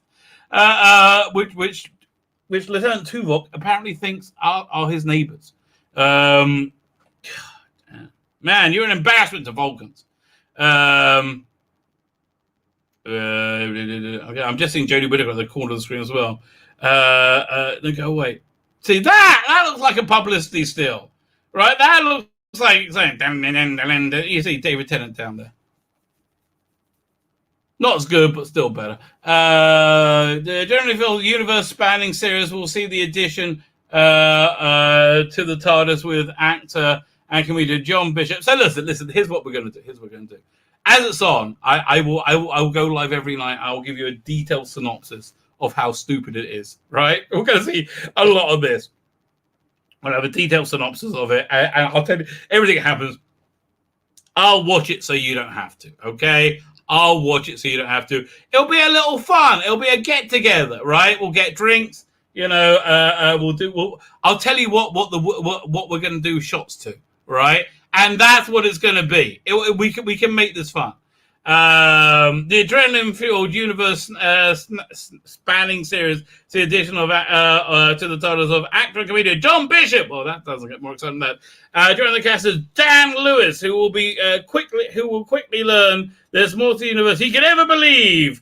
I thought it was universes that you can ever believe. Jacob Anderson, Game of Thrones, is set to make his debut on Doctor Who as recurring character Vinder, who's of course nothing like John Barrowman, who was cancelled. No, definitely different person altogether. Jacob's new role will see him join forces with the Doctor, Yaz and Dan, as she faces her biggest ever adventure. You know, listen.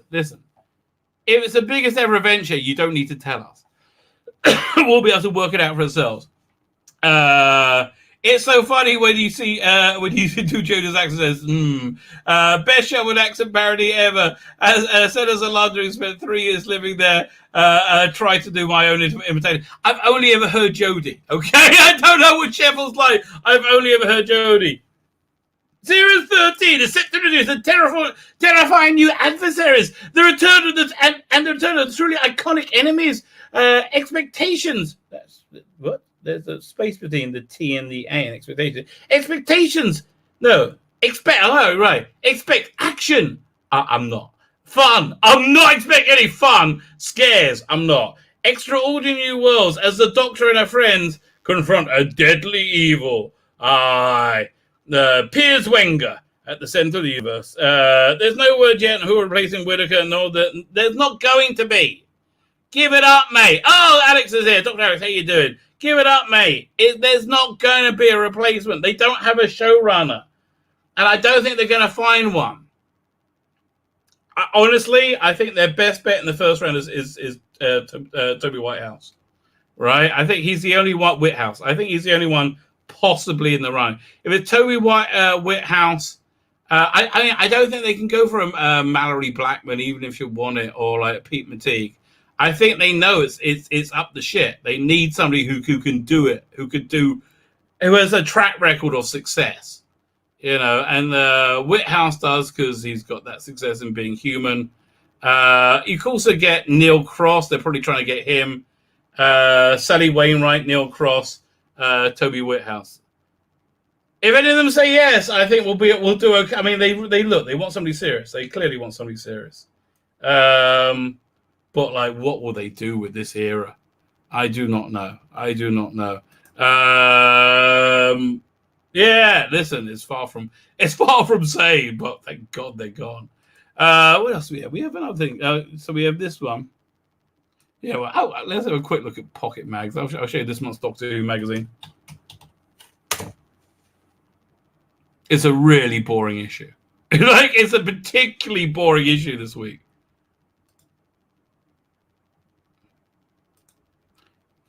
Is it opening up? There we go. Good. Read now.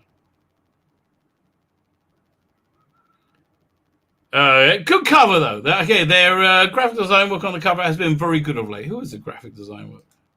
By Russ Leach. Big shout out to Russ Leach. There you go. His Indiegogo, Only Death Can Save Us. Faster is this, but he used to be the artist on Doctor Who Adventures. Oh look, I'm happy he's got the commission. Joy Wilkerson is here. Like, oh God, it's like, okay, darling.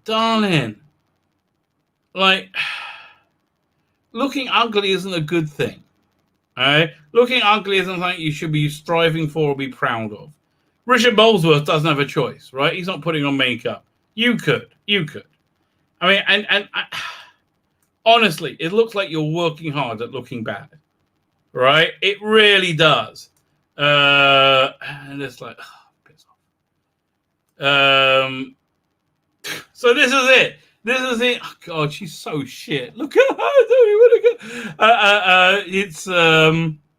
This is his entirety of his big interview. There's one thing. Somebody pointed it out. Who was it? Somebody sent this to me. There we go. So this will be tomorrow's video. So it'll be a joint decision between the BBC Studios and the top decision makers at BBC. Doctor Who is one of the most valued global brands and recognizable pieces of global intellectual property at a time when those things are more important than ever. Yeah, they're more important than ever, but unfortunately, the people they're important to don't know what they're doing with them and systematically destroy them, right? Jodie, okay, we'll look at Gallifrey and Guardian. Why not? Jodie Whittaker looks like she's going to have a shit. Jodie, I forgot. I wanted to get this. We got to do this, right? We got to it's free. The role playing game, the Jodie Whittaker Doctor Who role playing game. We got to get this and play it. And it's let's read what it is about it. This is going to be funny. I don't even know what that alien is behind her. I mean, not the Dalek, the other one. I don't know. Who knows? And they got a real Dalek there as well. Look at that. Where are we? An updated edition of Cubicle 7's Doctor Who role-playing game is now available. The role-playing game allows players to create their own Doctor Who storyline characters and time travel devices. And this second edition is designed to make the gameplay easier, faster, and quicker to learn. The latest role-playing rulebook features brand new cover images designed by digital artist Will Brooks. Will Brooks knows what he's doing. He's a very talented guy. The book contains everything needed to play a game, including revised rules and expansive look at the history of the universe, detailing many of the aliens and creatures the Doctor has encountered. It doesn't say about, but I think there's a game with it as well. There's like a Jodie game you can play. So we've got to give that a try. By the way, did you notice what's name? Time Fracture's still out of commission. What do you think about these? I mean, firstly, these toys look very good. That's not what I was going to talk about. I mean, listen, the censor rights. I just found it a boring story. I really did. So I'm not running by it. I do like the Vord though, but like I don't know. I honestly, if I'm going to get in, I feel bad getting in when there's not a Barbara and a Susan. I would get this. I mean, I would like get a set. What would that ultimate set be? Okay, you can do a first Doctor set with Ian, Barbara, Susan, and I guess you're putting the Vord, censor rights. Who else they bought out? A Dalek. What else would you? Oh, do you know? Okay, to sell the set, this will be the thing that sells the set. A TARDIS console. Oh, that'll be awesome. So this, I'm on the fence about this one. The big finished version of Genesis of the Daleks. It just doesn't sound very good. It's a table read, right? It's an augmented table read. I don't know. They should have made it into a full cast audio drama, quite frankly. And then the John Luscata script for the Ark, Doctor Who in the Ark, doesn't sound very good to me. I mean, I feel bad not getting a Tom Baker story, but I don't know. Nice bit of CGI here, this isn't it? Nice bit of design. Who did this? Nice render. James Johnson's render of Secret Reduction from Power of the... Nice work there, James. Nice. I like that. There you go. But then it gets like kind of turgid pretty quickly. Okay. Fine. So yeah, as soon as we're into here, we're just talking about lost stories for like a lot of pages. 1, 2, 3, 4, 5, 6, 7, 8, 9, 10, 11, 12, 13, 14. And a lot of these are about people's just memories of seeing lost stories. 14, 15, 16. So 18 pages. Bloody hell. 18 pages. Or people going, yeah, I remember seeing Tomb of the Cybermen. Yeah, so do I. I got the VHS when it came out. Like 18 pages. I love like turgidness. Like there, let's pick one at random. Now I like the massacre, right? The audio was fantastic. Was he ever the Doctor? Definitely. That was my viewing experience, says Dean October.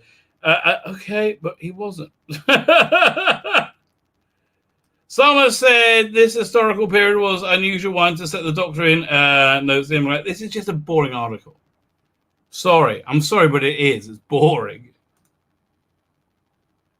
So then there's 1, 2, 3, 4, 5-page article on props and replicas. Okay. Then we got the Jodie story. Okay, fine. I wouldn't buy it for this, but this is at least value, right? They paid Russ Leach for these illustrations, and they paid Joey Wilkerson. At least this. I mean, again, I'm not interested in it at all. Russ, you didn't do a proper Jodie vagina stimulating the Sonic. Sonic looks a lot more sexual than that. Earlier. But yeah, I feel this is legitimate content, right? Where I don't feel a lot of this stuff is, right? I just a lot of it feels like filler, and now there's like they rip off Blackpool Remember for another 1, 2, 3, 4, 5, 6, 7, 8, 9 pages. Then they go. I got Facts of Fiction, Web of Fear. That's a good idea because it's like. I'm probably going to read that over Shabbat now. Fine, and the reviews, the Web of Fear, yeah, it just didn't work. I'm sorry, I can see their render of it. It just didn't work. I'll read. I don't know. I'll probably print these out to read as well. Then we got the Coming Soon. I see. Here, this is annoys me. So I would get this, the Essential Terrence 6 Volume 1. I'm not buying with that logo. Idiots. I am not buying it with that logo. And I would have bought that. $9.99. Not. Oh, that's digital. £25. That's kind of expensive. 1 second. Oh, my son's just going, I'm on a stream right now. Oh, but hello, welcome home. Has Daisy seen you? Is she off the ceiling yet? That's Aria, home for Shabbat. Glad he's home, actually. Been in a couple of weeks. Oh, missing a page. Wait. What's over here? What's supposed to be over here next to the crossword? Competition. So then we got coming soon. I'm psyched for this. Evil of the Daleks, but it's not loading up. Pain in the ass.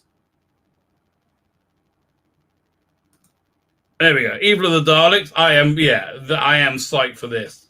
September 27th. Yeah. This is huge. It's one of the greatest stories ever. Not buying this. I'm just, okay, now they got the, hang on, let's see if I can get it back. Do that. There you go.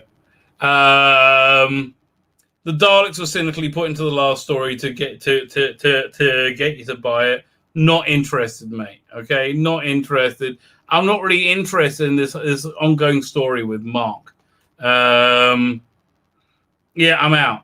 Yeah, it's one of the many times. One of the many ranges that got me out. Speaking of ranges that got me out of Missy and the Monk. Like really. No.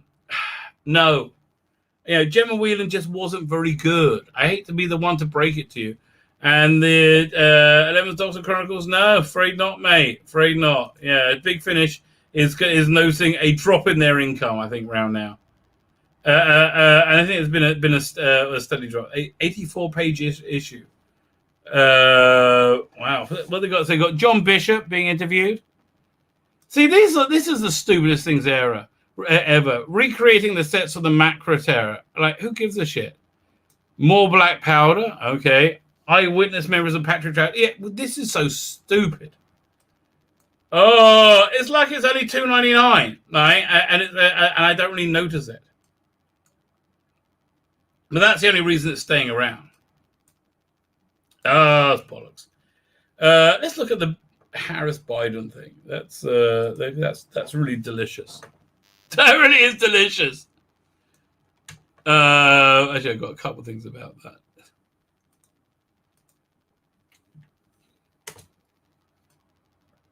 I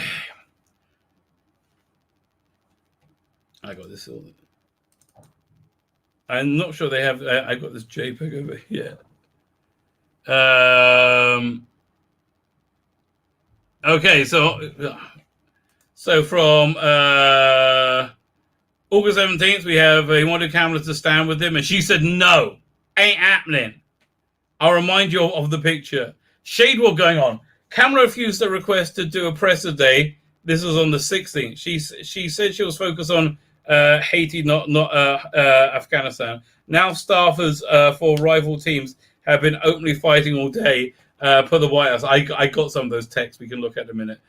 Chaos in the White House, infighting, fingers pointed everywhere, knives out like Game of Thrones plus Meat Sweep, but with written by non-binary TikTok influencers. Yes! Oh, so sweet. Disaster, the lines are drawn. They're not going back. White House Shade War update. Yeah, one second. So here, let me open this up. Where is it?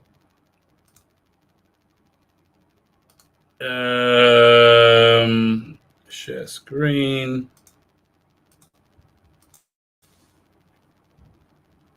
Come on. It's thinking about it. It's thinking about it. Oh, Liam Nelson's chin here. I will find you. And I will kill you. Will this bloody thing open up? Share screen. Okay. Fine, at last.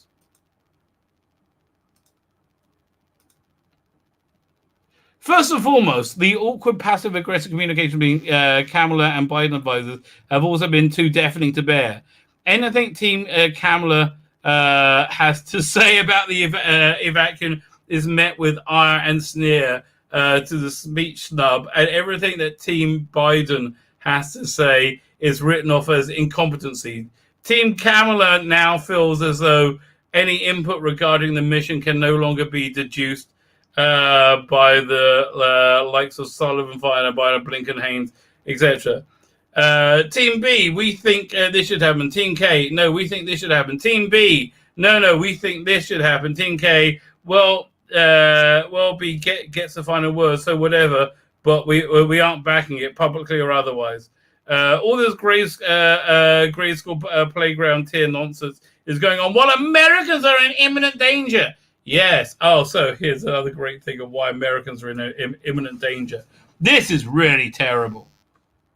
Where is it?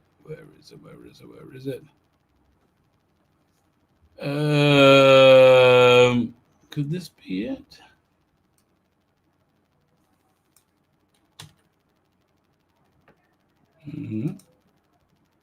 Let me see. I don't think I'm big up. But it's just so much fun. Yeah, see them eat themselves. So here, maybe this is hilarious.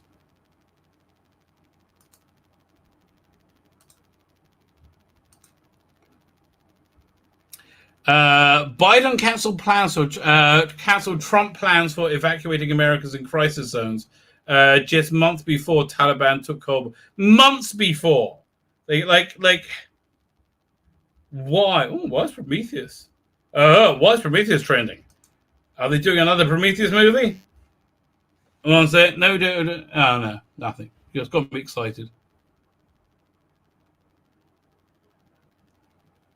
No, unfortunately not. Although I do want there to be another Prometheus movie. Let's go back to that. Okay. Look, this is not going well, and the media's not covering for them. It's crazy. Fine, what's something else? I got my notes. We went through that. Oh, there's a Hinchcliffe article. Oh, here. This is funny. This is something we got to look at. Where is it? Over here? Sadly, we have to go to Bleeding Cool, but it's only funny because it is from Bleeding Cool. This actually might be a video tomorrow. I haven't decided. Doctor Who showrunner law, ultimate British fanboy gatekeeping. Okay, so they're probably mad that Jodie Whittaker's about to be retconned away forever, right? They're probably upset about that. As Bleeding Cool's television editor, this is when I'm supposed to come up with something cute or funny and snarky as a seg into the point I'm trying to make. But there's something that's been bugging me since it's been announced that actor Jodie Whittaker and showrunner Chris Chibnall will be leaving the long-running TV series. More on that below. Why did British wannabe fans have a hard-on about this Doctor Who showrunner having to be British? I don't think they do. I think a lot of people are kind of relaxed and open to anything right now. I think J. Michael Straczynski was greeted pleasant. I'll go for Ronald D. Moore, and they're probably trying to get Ronald D. Moore. Man, they would love Ronald D. Moore. I don't know. I don't think he's the right fit for Doctor Who. Maybe. Listen, I mean, everybody can do something new. I mean, I don't want to say nobody can change and do something differently. I'm not talking about the things and strongly believes. They come at you when they bring the idea. Anyone non-British running a show is like shit on your cornflakes after Bam. Okay, I'm sorry you've had this with people, but like, okay. It's a British show about a two-hearted time traveler from Gallifrey. No origin subject to change by the time you read this. That's also true. And it travels through time and space. If your biggest argument is that when they travel in a British police call box, they should just concede now that it's because any Avengers were UK-based about it. No, they're saying that Doctor Who has a certain Britishness at its DNA, right? Like Star Trek was very American, and it was very American in its DNA. How do we mean? Because everybody on the Enterprise was the best of the best, right? The bestest of and the Enterprise was the best ship in the fleet, and they were the bestest of the bestest, right? That's how it worked. Because that was an American show. Doctor Who was kind of a rogue, he slumped off. He didn't he didn't finish school and he got a bad grade and he didn't care, right? That's very British. I mean, that makes it kind of cool. But I think American could probably do that too. I'll be worried that American over Britishes it, right? That's the only thing I would be. That was the main thing I'd be scared of. Where are we? But is that? That's not because of the show's mythology, but because you're shitting a shitty way of funding a TV show and television shows. Imagine Walking Dead showrunner Angela Kang being told the Trump administration cut the show's budget, so she only gets to make 2 walkers this season. Oh God, that's such a retarded comment. Yeah, no, it's not. The British government don't have direct budgetary control over different shows. They're so stupid. And quite frankly, the BBC deserves to have their budget slashed. That comment totally made you disingenuous to me, mate. The fans of the show, in fact, it seems righteously ironic, much nicer than righteously hypocritical, that fans of the show that preaches embracing diversity of how we're part of one big universal community will be closing off opportunities based on. I don't know. Okay, what do you citation, please? Right, citation, please. It's a tradition.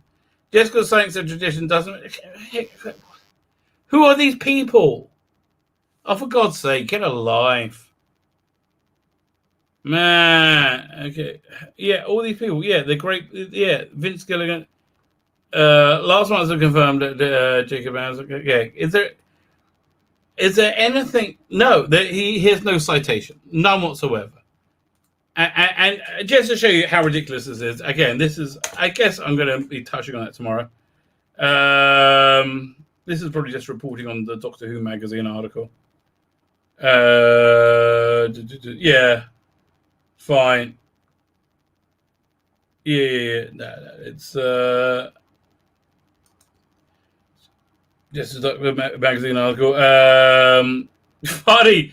Noel did a stream about this day. Babylon 5 boss says contact has been made with BBC over Doctor Who showrun job. Noel did a stream about that today, right?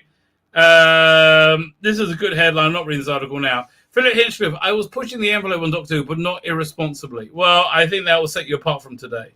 Yeah, the people running today. Where is it? Oh yeah. So we'll just quickly look over this. So these are people they're floating for new. Mark Gaddis. They're probably trying to get Mark Gaddis as well. Mark Happers, Toby Whithouse, Neil Gaiman, not a chance. Sally Wainwright, J. Marcus Smith. Yeah, look, okay, American. Try Big Finish. Ron D. Moore. Who's that? Jane Epperson. Oh no, she did Caprica. She just wasn't very good. Yeah, I'm sorry, no. Or make a big change. Yeah, you know what? I'll deal with it tomorrow. I'll deal with it. Yeah, we're reading this article tomorrow. But yeah, listen, no one's going, I don't know what you're talking about, mate. It looks to me like you're talking bollocks, right? It looks to me like you're talking bollocks. I'm a Yank, and I would hate to see Doctor Who Americanized, like Doctor Who movie from the night. I kind of like that. You know what I would really like to see? An American version of Doctor Who, right? I would like to see an American version, like its own entity, right? I think that'll be fun. I'd rather have Doctor Who and James Bond remain British. Forget if James Bond was given a little Scottish ancestry in the novels, but yeah, who cares? It's like he's James Bond. And I think they, up until now, they kept reasonably genuine with the character. Fine. I hear a lot of movement going on upstairs. There may be some food going. I might not have to make my own dinner. That'll be nice. That will be nice. So I think I'm going to sign off. I'm going to hit the end broadcast button, and it whizzy will.